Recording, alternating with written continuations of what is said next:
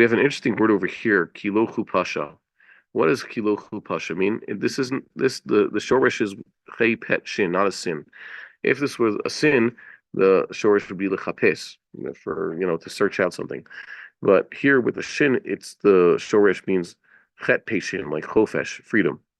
It says that this particular slave woman had not been emancipated. This is an old Hebrew word for emancipation. It's in the Pual, uh, starting from Bereshis, where you would have expected to find, let's say, a nifal, a passive form of a pa'al verb. We tend to find Puals, tukach, and things like that. Instead of nikach or nikbar, they were buried as kubar. It's always in a Pual form, even if the active form was not a pio.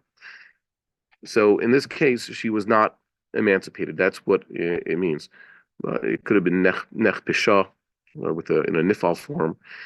Uncles translate this as something that should be quite familiar. Itchararat. Itchararat is an itpa'al form. So the aleph and taf are part of the prefix, and the shorish is chararat. That's the Aramaic equivalent of emancipation.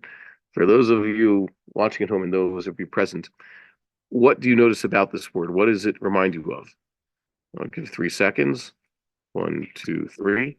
And the answer is, it looks like we see most of what should be the modern Hebrew word, the shahrer, which is also, by the way, used by Chazal, meaning emancipation, used for a number of contexts, especially with regards to these types of slaves.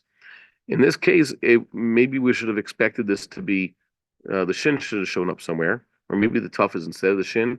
No, it turns out this is the old word. Itcharat means emancipated. And in later Judeo-Aramaic, a shin was added. In a binyan that's called the shaf'el form. We have a way of creating new Hebrew shorashim where we take, let's say, the original root, with whether it's 3 letters or 2 letters, and we add a tuf to it, for example, at the beginning. Rambam says litrom is a good example. The shorish of the word teruma is really resh, phantom, vav in the middle, and a mem. And the Hebrew speakers back then created a new word. They made the tuf part of the shoresh, and you got the new shoresh tuf resh mem, and that's to make donations and set aside money for particular purposes. That's the Mishnaic word, and now it's the modern Hebrew word. And sometimes you could add a shin to the beginning of the shoresh, which is the shaf'el form, and that's where we get shichrur, emancipation. So this is a proto form of the common Hebrew verb for emancipation. The shin isn't there yet, but it was added sometime later in history. Last but not least, we have this issue of the mavo and the mavoi. These words might look familiar. Mavo is a biblical word meaning a passageway or a path for something. It's where it goes. Mavo Hashemesh means the path of the sun when it is setting. And mavoi is the same word, but in Mishnaic form, and the ones we find in the halacha. The plural of both of these words is mivo'oth, which is familiar, even mavoi. So what's going on here? Even though we like to rag on those who would pronounce the cholam always as containing a yud as part of its pronunciation, we say oy instead of o. There is a slight basis for this. By the way, another word that seems to follow this pattern is masa, which means a burden. From the shorish nun sin aleph, that's the biblical word masa. But in Mishnaic Hebrew, it's a masoi, or not a masui, well, a masoi.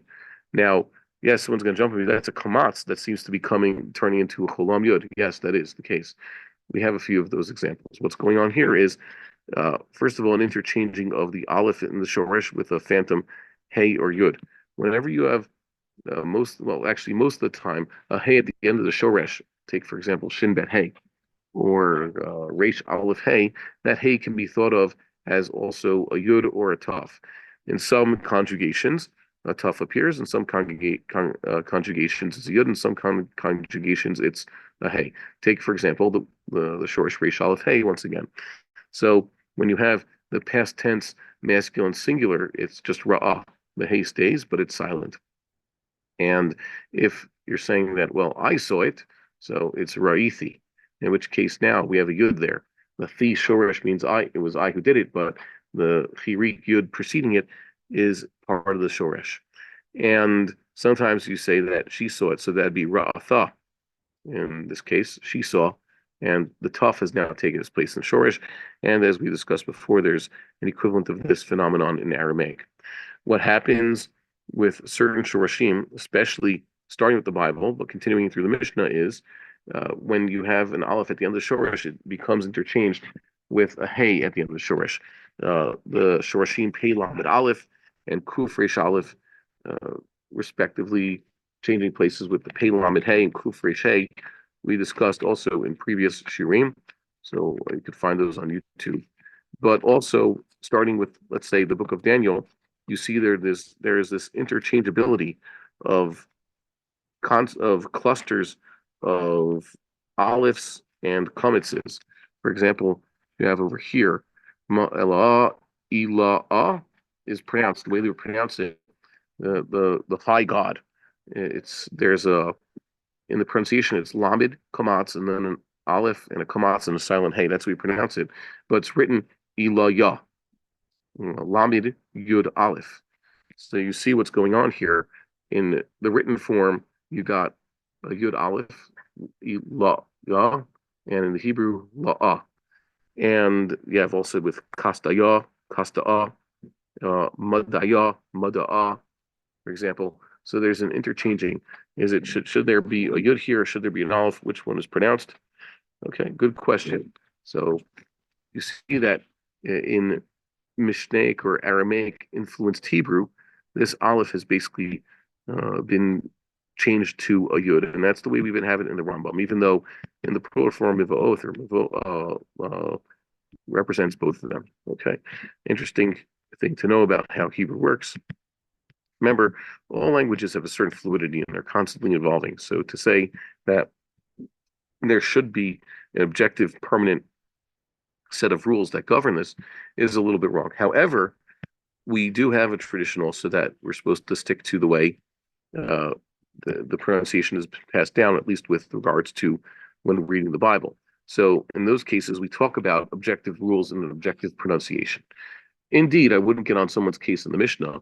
We have a lot of different girsos, but in the Mishnah, different pronunciations of different words, especially loan words, those are fine. If someone wants to pronounce something in the Mishnah differently, that's fine. But if a person's going to say, you know what, if I get to the word mavo in its consort form, I'm going to say mavoi, because in the Mishnah it has a yud, that's not really correct because we have tradition. It's a cholam, silent aleph. There is no yud here. And I hope that answers the question for those who had it.